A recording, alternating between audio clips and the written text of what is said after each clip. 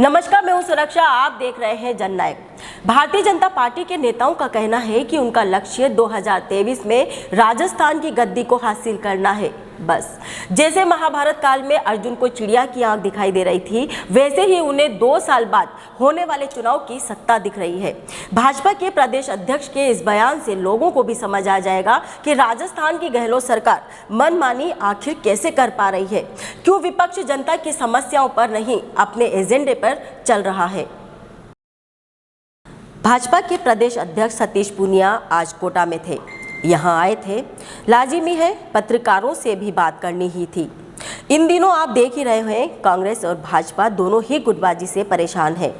कांग्रेस में अशोक गहलोत को सचिन पायलट की वजह से नींद नहीं आती, तो भाजपा में वसुंधरा राजे के नाम से बाकी के सारे नेता बेचैन रहते हैं।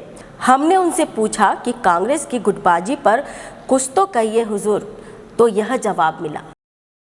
देखिए, 2018 में कांग्रेस पार्टी की सरकार आई थी, उनकी 99 सीटें आई थी और उससे पहले कांग्रेस पार्टी जिस तरीके से 18 में राजभवन में 2-2 मुख्यमंत्रियों के नारे लगे थे, उसी दिन कांग्रेस पार्टी में विग्रह की शुरुआत हो गई थी। पिछले 3 वर्षों का इस सरकार का ट्रैक देखें तो अपने मुंह मियाँ मिट्ठू जरूर बन सकते हैं, लेकिन 3 वर्षों में 42 दिन तो सरकार बाड़े में बंद रही।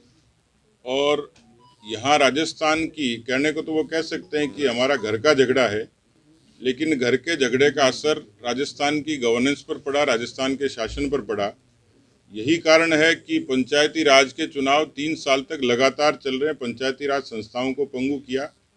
किसानों की कर्जा माफ़ी की बात मैंने कही, ये उन्हीं के वीडियोज राहुल गांधी के जालोर के, जोधपुर के, अलवर के, जयपुर की सभाओं के हैं, जिसमें उन्होंने कहा कि 10 दिन में पूरा कर्जा माफ़ कर देंगे। जो बेरोजगार थे उनको उन्होंने अपने घोषणा पत्र में कहा है, और उदाहरण के तौर पे संविदा कर्मियों को कहा कि हम लोग नियमित करेंगे। अभी तक 3 वर्षों में समिति गठित हुई थी, उसका भी नतीजा कोई आया नहीं है। लेकिन राजस्थान की इस सरकार की सबसे बड़ी विफलता है राजस्थान की कानून व्यवस्था। पिछले 3 वर्षों में राजस्थान के बारे में ये कहा जाता था कि राजस्थान शांतिपूर्ण प्रदेश है, पीसफुल स्टेट है, यहाँ लोग रिहाइश के लिए आते थे, व्यापार के लिए आते थे, नौकरी के लिए आते थे।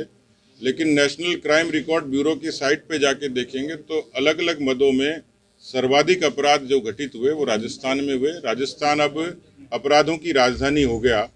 इसलिए 3 वर्षों के भले ही वो अपनी पीठ थपथपाएं, लेकिन राजस्थान की इस 3 वर्षों की सरकार में, ऐसी सरकार, मैं 90 से राजनीति में हूँ, ऐसी नकारा, निकम्मी, भ्रष्ट, अकर्मण्य और अराजक सरकार मैंने नहीं देखी। इसलिए ये खुद के भरोसे कह सकती है कि हम लोगों ने कुछ तीर मारे होंगे, लेकिन मुझे लगता नहीं है। राजस्थान की सरकार ने राजस्थान की जनता को निराश किया। यही सवाल जब बीजेपी की गुटबाजी पर किया तो उनका जवाब बड़ा मासूमियत भरा था। भारतीय जनता पार्टी, ये सब जानते हैं कि एक वैचारिक पार्टी है और हम लोग पार्टी के केंद्रीय नेतृत्व से, पार्टी के संसदीय दल से बंधे हैं। जो निर्देश मिलते हैं उनकी अनुपालना करते हैं, और इसलिए जो प्रचारित जरूर की जाती हैं, लेकिन उनका जो विग्रह है, जिसका मैंने जिक्र किया कि कोई भी सरकार इतने दिन तक बाड़े में मौज मस्ती के लिए इकट्ठी नहीं होती, उनके विग्रह आज भी बरकरार है। जिस तरीके का कांग्रेस में डिवीज़न दिखता है, इसलिए भारतीय जनता पार्टी से उसकी तुलना नहीं हो सकती। हम लोग केंद्र जैसा कहेगा उसके निर्देश पर काम करेंगे। एक मुख्य होकर मिशन 2023 के लिए हम लोग समर्पित हैं। पत्रकार तो पत्रकार ठहरे, बाल की खाल निकालने को फिर से उन्हें याद दिलाया कि सर, लेकिन कुछ उपचुनाव में एक ही गुट सक्रिय नजर आया। उसका जवाब भी आप सुन लीजिए। चुनाव में कहीं वसुंधरा नजर नहीं आई राजस्थान में। मैं इस सवाल का जवाब नहीं दूंगा। क्या कारण है कि भारतीय जनता पार्टी पहली बार उपचुनाव में तीसरे और चौथे नंबर पे पहुंची? क्या जनता स्वीकार नहीं कर रही है आपको विपक्ष के रूप में? ये सवाल भी पुराना हो गया, लेकिन मैं नया जवाब दे देता हूँ। देखिए, राजनीति में हार और जीत सिक्के के 2 पहलू, और इससे पहले भी चुनाव हुए तो कांग्रेस भी हारी है, बीजेपी भी हारी है, बीजेपी जीती भी है, कांग्रेस भी हारी है।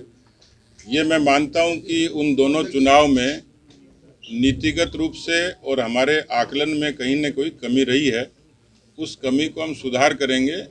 राजस्थान में उपचुनाव से बड़ा चुनाव पंचायती राज का हुआ था, इसलिए कई बार आदमी की कमजोरी दिखती है, उसकी ताकत नहीं दिखती है। लेकिन भारतीय जनता पार्टी कांग्रेस से मुकाबले में कहीं कमज़ोर नहीं है और कांग्रेस के लिए खुश होने का कोई कारण नहीं है। वो मैंडेट यदि आप उसको अलग अलग सेक्शंस में ठीक से एनालाइज करेंगे तो पार्टी के ही विचार के 3 लोग चुनाव लड़ रहे थे, तीनों में डिवीज़न हुआ तो वोट तो बहुत बड़ा बटा और उस वोट के डिवीज़न का लाभ कांग्रेस पार्टी को मिला। इसलिए वो मैंडेट अशोक गहलोत की पर्सनैलिटी का नहीं था, कांग्रेस पार्टी के विचार का नहीं था, राहुल गांधी के व्यक्तित्व का नहीं था।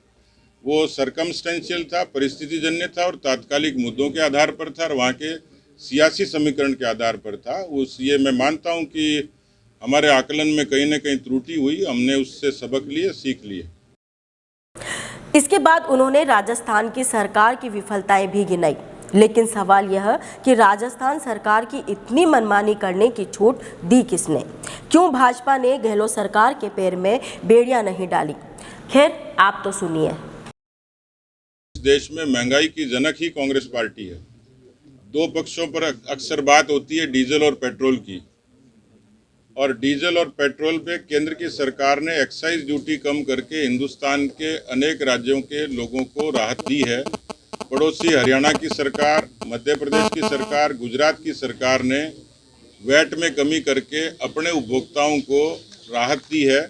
बगल में दिल्ली में डीजल सस्ता है, राजस्थान में महंगा है, केवल बॉर्डर का फ़र्क है। यदि राजस्थान की सरकार वैट को कम कर दे तो यही डीजल और पेट्रोल 10 रुपये राजस्थान की जनता को सस्ता मिल सकता है। और दूसरा, इस समय सर्वाधिक महंगी यदि बिजली कहीं है तो वो राजस्थान में है। जिस डीजल पेट्रोल की महंगाई की बात की जाती है, आप यूपीए की सरकार के आंकड़ों पर जाएंगे तो मनमोहन सिंह जी की सरकार में 116% की बढ़ोतरी हुई थी पेट्रोल पर और 160% की बढ़ोतरी हुई थी डीजल पर। ये अंतर्राष्ट्रीय मानकों से तय होते हैं, लेकिन भारत की सरकार ने फिर भी जनहित में एक्साइज ड्यूटी को कम करके हिंदुस्तान की जनता को राहत दी है।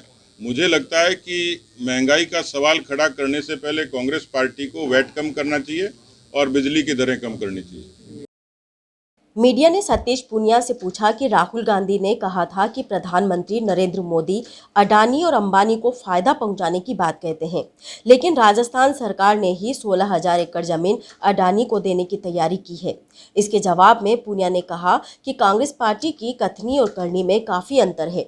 राहुल गांधी की उम्र बढ़ गई है, लेकिन राजनीतिक रूप से परिपक्व नहीं हुए, लोगों को गुमराह करने की कोशिश करते हैं। राहुल गांधी के बयानों में विरोधाभास नजर आता है। पूनिया ने कहा कि देश में आर्थिक नीतियों के चलते ही देश के व्यापार में इतना विस्तार हुआ है। एक तरफ तो इन संस्थानों को राहुल गांधी बदनाम करके राजनीतिक फायदा हासिल करने की कोशिश करते हैं, दूसरी तरफ राजस्थान सरकार ने ही सोलर के क्षेत्र में अडानी को आगे किया। उन्होंने यहाँ तक कह डाला कि वे पार्टी की गतिविधियों और खुद की सरकारों की गतिविधियों से ही अपडेट नहीं होते और इस गलती से उनके बयानों में विरोधाभास आ जाता है। वे जब मर्जी होती है जनेऊ या फिर टोपी पहन लेते हैं। अब जो बयान दिया है उसका कोई सिर पैर नहीं। देखिए, कांग्रेस पार्टी की कथनी और करनी में बहुत फर्क है और राहुल गांधी जी उम्र तो हो गई लेकिन राजनीतिक रूप से परिपक्व नहीं है। वो लोगों को गुमराह करने की कोशिश करते हैं और उसी का नतीजा है कि इस देश में जितने लोग निजी क्षेत्र में काम करते हैं वो अपनी योग्यता के आधार पर कहीं भी काम करते ही हैं। और आज इतना विस्तार हुआ है आर्थिक नीतियों में, व्यापार में, तो देश के ही ऐसे किस्म की संस्थाओं को यदि वो बदनाम करके कुछ राजनीतिक हासिल करने की कोशिश करेंगे, लेकिन उसका दूसरा नतीजा है कि सोलर के क्षेत्र में अडानी को यहाँ की सरकार ने ही प्रस्तुत किया एक तरीके से। तो मुझे लगता है कि उनकी कथनी करने में फ़र्क है और वो मुझे पार्टी की गतिविधियों से, सरकार की गतिविधियों से बहुत ज़्यादा अपडेट होते नहीं हैं और उसी का नतीजा है कि उन्हीं के बयानों में कंट्राडिक्शन है, विरोधाभास है। नहीं, राहुल गांधी का कोई हिंदुत्व कार्ड नहीं है। उनको जब सुविधा होती है जनेऊ पहन लेते हैं, जब सुविधा होती है टोपी पहन लेते हैं और जब सुविधा होती है वो केरल के ईसाई इलाके में चुनाव लड़ने चले जाते हैं। तो मुझे लगता है कि जो बयान उन्होंने दिया उसका कोई सिर पैर नहीं था, बेसिर पैर की सी बात थी। कभी वेद उपनिषद पुराण पढ़े नहीं होंगे। उनको हिंदू और हिंदुत्ववाद की व्याख्या किस तरीके से उन्होंने की समझ आई नहीं। इस देश में जो पैदा हुआ, जो इस देश की खाता, इस देश की गाता, इस देश का जाया है, वो सब लोग हिंदू हैं। हमारा सवाल अब भी वही है, राज्य सरकार अगर इतनी ही मनमानी कर रही है तो विपक्ष दल को उसकी नाक में दम कर देना चाहिए। क्यों नहीं हो रहा ऐसा? जवाब भी वही, राजनीतिक दलों को सिर्फ सत्ता की चिंता है, आम जनता की नहीं। तो ऐसी ही खबरों के लिए आप जुड़े रहिए जननायक से। हाँ, इसके लिए सब्सक्राइब कीजिए हमारे चैनल को, लाइक कीजिए, कमेंट कीजिए और जुड़े रहिए जननायक के साथ। देखते रहिए जननायक, पढ़ते रहिए जननायक। जय हिंद।